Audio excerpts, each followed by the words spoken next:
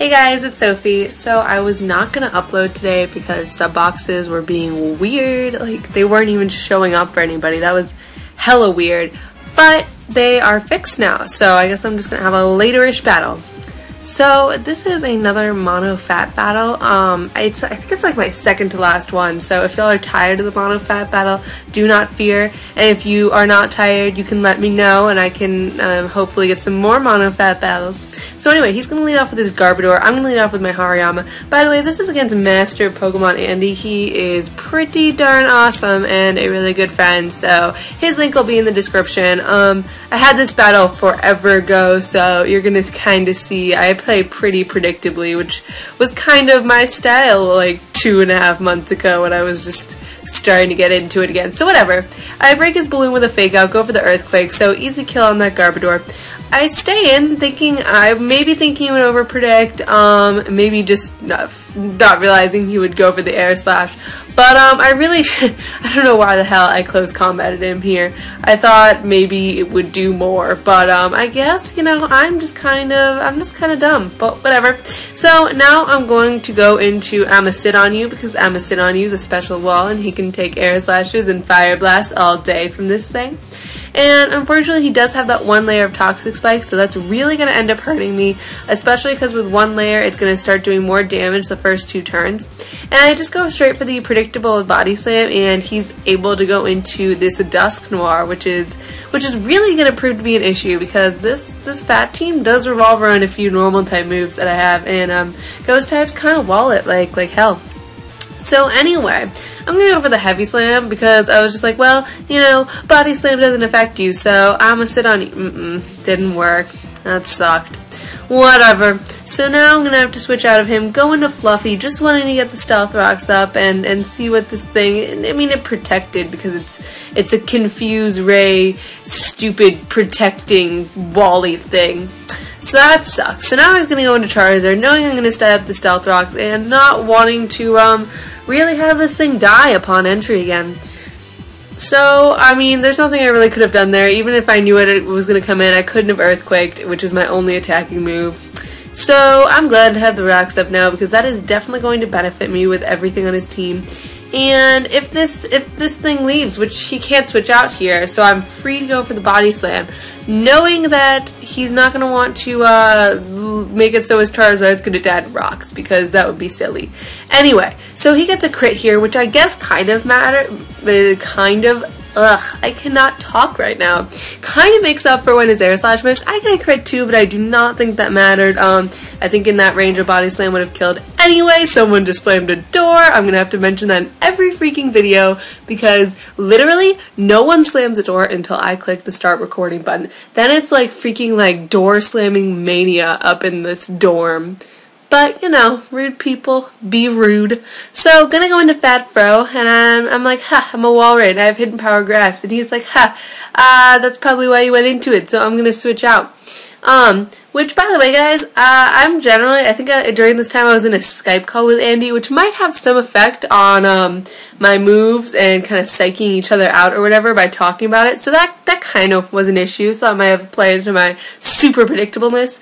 So, anyway, go for the Roar. I want that thing out of there because there's nothing I can do to it. Unfortunately, he gets roared out into this thing. Nothing on my team really wants to take a Leaf Storm. Wanted to see what kind of Sceptile he was and all that. And he is Leaf Storm sort of type, and he has a White Herb, which sucks a lot, because now he's going to be faster than like everything, and yeah, it's just a bad time all around. So anyway, going to Fat Fuck here, and oh my gosh, I should have realized he was going to go straight into this thing, and I have Shadow Claw on my Fat Fuck, which you're going to see later, because later I do the obvious thing, go into Fat Fuck, obviously telling him I have Shadow Claw, and go for it as on his switch, which, you know, I don't know. And anyway, this part's going to be sped up a bit because it's kind of just Fluffy getting confused and toxicking this stupid wall, and then getting confused and killing itself, and yeah, you know, Fluffy likes to kill itself in confusion, and it's just a horrible time all around. He probably predicts the switch there, goes for the Confuse Ray just in case I want to do that. There's really nothing else he can do. He protects. Fluffy kills itself. It would have died from poison anyway, but you know, it went out in style.